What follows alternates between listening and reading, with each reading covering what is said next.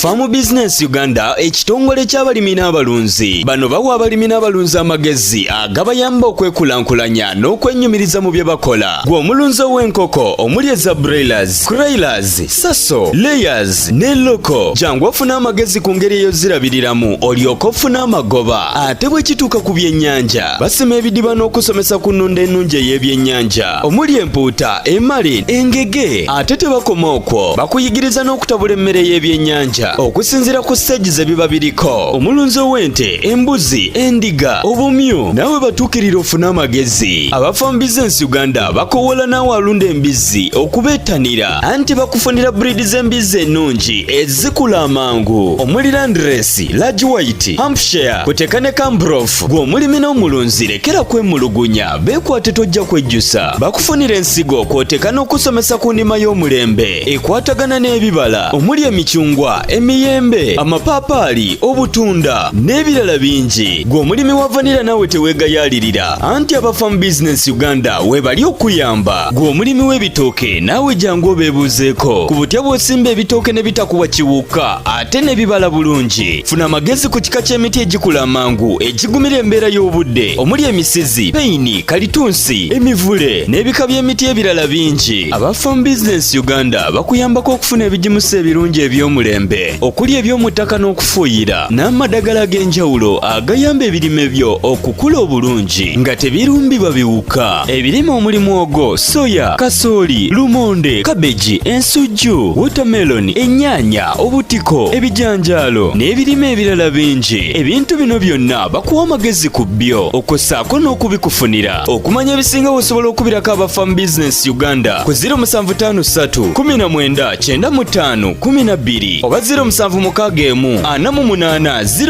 0004. Osobola n'obafunira ku WhatsApp ku 0752 83 84 89. Farm Business Uganda, farmer to farmer, mulimi ku mulimi.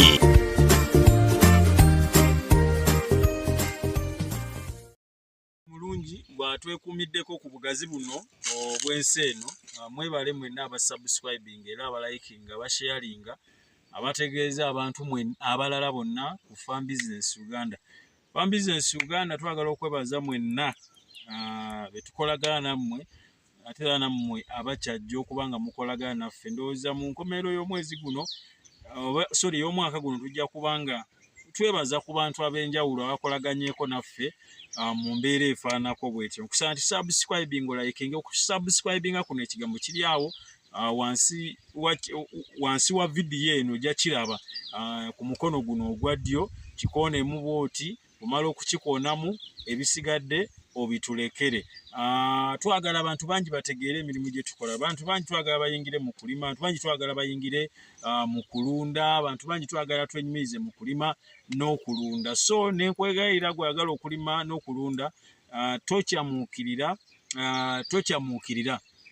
Abantu bangi bakyamuukiridde kubanga balabye videos ez'okulima n'okulunda naye ate ne bamaliriza nga batomedde. So wawusa abajja gye tutulaga nti wakiwulira muli okubanga osobola okubanga olima ekyo oba olunda ekyo. Kale n'olw'ensonga eyo kwe kubasaba okubeera nga musubscribinga, mulayikinga, musharinga linki ne mutegeeza abalala ku mukutu oba ku Farm Business Uganda ekitongole eky'abalimi wano mukutu, naye ate Farm Business Uganda ekitongole eky'abalimi n'abalunzi ekikuyambako okuwa amagezi mu nsonga ez'okulima ne mu nsonga ez'okulunda n'okuteekerateekera ekyo ky'oba weetaaze mu nsonga ez'okulima n'okulunda. Kati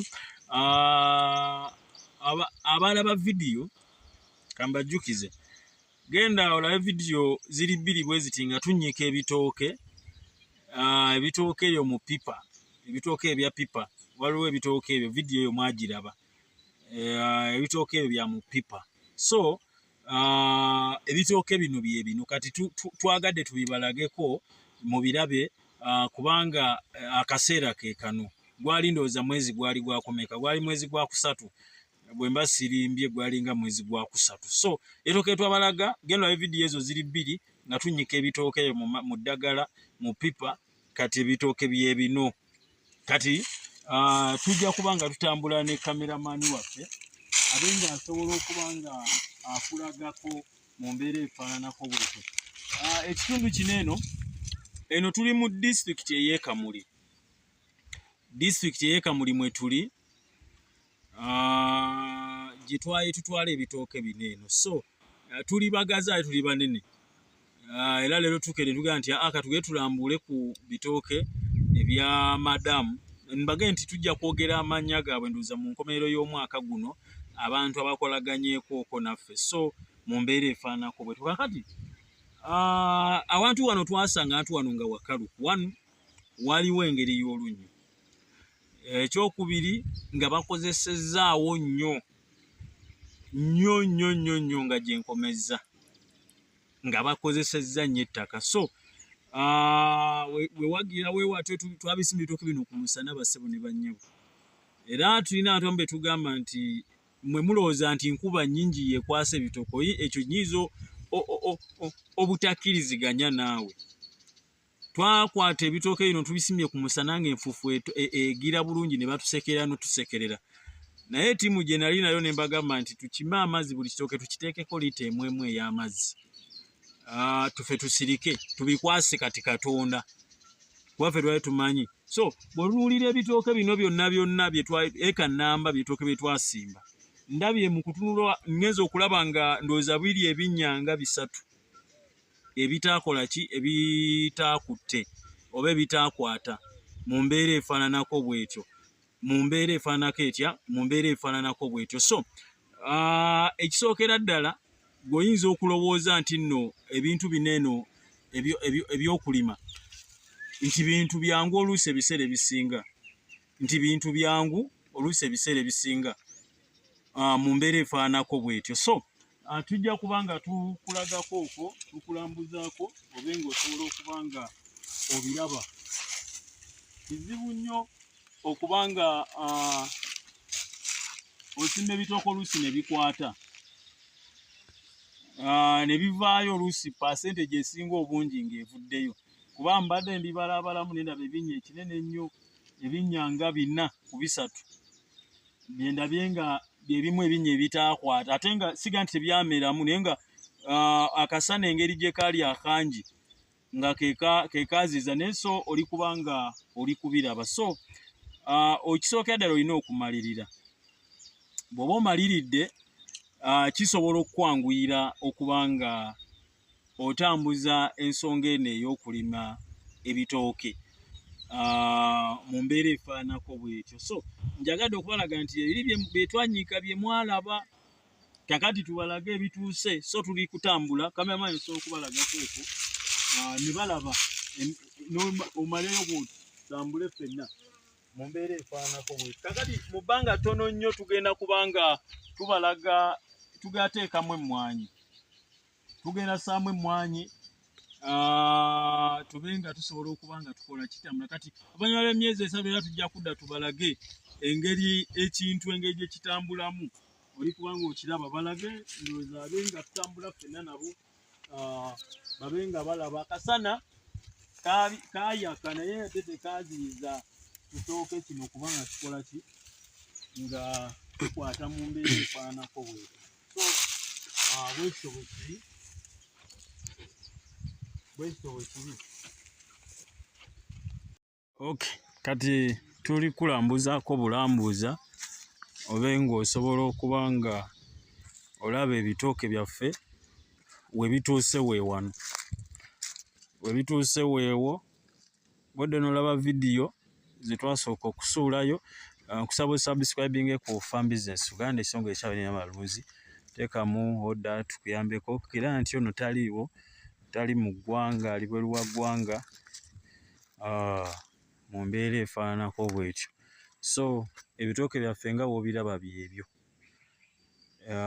Nga nkugambye mu vidiyo nga tutandika nti ennimiro wantu waali wakalu, naye nga bw'oli okuba nga okiraba. So tuli kutambula. Bwe weenyigira mu kulima, tukkiriza Katonda nti ebitooke bino ne woba nga osimbyeko emu n'osevingako ebitooke 10 noga ebyo bibeerawo mu kava, biri eri kambikole ki, era tuligenda kuleeta manure ate kwongerako, kubanga bwe mbagambye nti wantu wakalu, wantu baali bakozesaawo, waliwo olunyuso. Ebitooke tulina okuba nga twongerako manyuwa nnimiro yaffe okuba nga etambula. Tukwase nnimiro yo, tukwase faamu yo tube nga tusobola gikuddukanyiza mu mbeera efaananako bw'etyo, kale okutwalizaamu oba awalala kijja ba kitukolera ddala bulungi gwe nno ali okuba nga otulaba. Ennimiro yo nnene naye twagadde okulaga nti eviira ddala ey'emmanga nga bw'ogiraba emmanga, kati bino byonna tugenda bijjamu bwe tuliddamu okulaga, kuba tuligenda kuteekamu emmwanyi, naye tuliddamu okulaga, tuliba tukulaga. Twagala ogyerulo okubanga erabika naawe nga ne wooba oli olaba kati nga lusuku oluwedde emirimu. So bwe kityo bwe kigenda okuba nga kikola ki, nga kitambula oba nga kibeera mu mbeera zifaananako bwe zityo. Okulima abaasooka baali bakutukyaye nga batutegeeza okulima kwabo abaasiraana, okulima kwa butaliimu. Naye akaseera kano ndowooza bw'oba olabye, kuba kati twatandikidde eri nga bw'olabye kati tuli kuddayo, tebikyalinga bwe byali luli. Ensi yakyuka oba ensi yatereera. Ndowooza oli kubanga olaba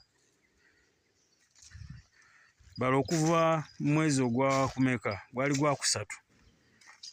Yes, kuva omwezi ogwokusatu okutuusa leero, kitegeeza nga wese emyezi emirala 3, ate era yaba nkomawo mbibalage ndabe ate era bwe bikola ki, bwe bifaanana.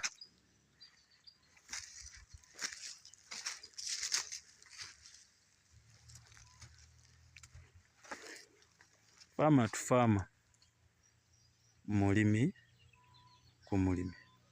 Farm Business Uganda, ekitongole ky'abalimi n'abalunzi. Bano bawa abalimi n'abalunzi amagezi agabayamba okwekulankulanya n'okwenyumiriza mu bye bakola. Gwe omulunzi w'enkoko omuli eza broilers, crailers, saso, layers ne loko. Jangu ofuna amagezi ku ngeri ey'ozirabiriramu olyoke ofune amagoba. Ate bwe kituuka ku byennyanja, basima ebidiba n'okusomesa ku nnunda ennungi ey'ebyennyanja omuli empuuta, emali, engege. Ate tebakoma okwo, bakuyigiriza n'okutabula emmere y'ebyennyanja okusinziira ku stage ze biba biriko. Omulunzi w'ente, embuzi, endiga, obumyu, nawe batuukirira ofuna amagezi. Aba Farm Business Uganda bakowola naawe alunda embizzi okubeetanira, anti bakufunira breed z'embizzi ennungi ezikula amangu omuli Landrace, Large White, Hampshire, kuteeka ne Cambrough. Gwe omulimi n'omulunzi lekera kwemulugunya, beekwate tojja kwejjusa. Bakufunira ensigo kw'oteeka n'okusomesa ku ndima y'omulembe ekwatagana n'ebibala omuli emicungwa, emiyembe, amapaapaali, obutunda n'ebirala bingi. Gwe omulimi wa vanilla naawe teweegayaalirira, anti aba Farm Business Uganda weebali okuyamba. Gwe omulimi w'ebitooke naawe jangu obeebuuzeeko ku butya bw'osimba ebitooke ne bitakuwa kiwuka ate ne bibala bulungi. Funa amagezi ku kika ky'emiti egikula amangu egigumira embeera y'obudde omuli emisizi, peyini, kalitunsi, emivule n'ebika by'emiti ebirala bingi. Aba Farm Business Uganda bakuyambako okufuna ebigimusa ebirungi eby'omulembe okuli eby'omu ttaka n'okufuuyira n'amadagala ag'enjawulo agayamba ebirime byo okukula obulungi nga tebirumbibwa biwuka. Ebirime omuli muwogo, soya, kasooli, lumonde, kabeji, ensujju, watermelon, ennyaanya, obutiko, ebijanjaalo n'ebirime ebirala bingi. Ebintu bino byonna bakuwa amagezi ku byo okossaako n'okubikufunira. Okumanya ebisinga osobola okubirako aba Farm Business Uganda ku 0753 19 95 12 oba 0761480004. Osobola n'obafunira ku WhatsApp ku 0752 83 84 89. Farm Business Uganda, farmer to farmer, mulimi ku mulimi.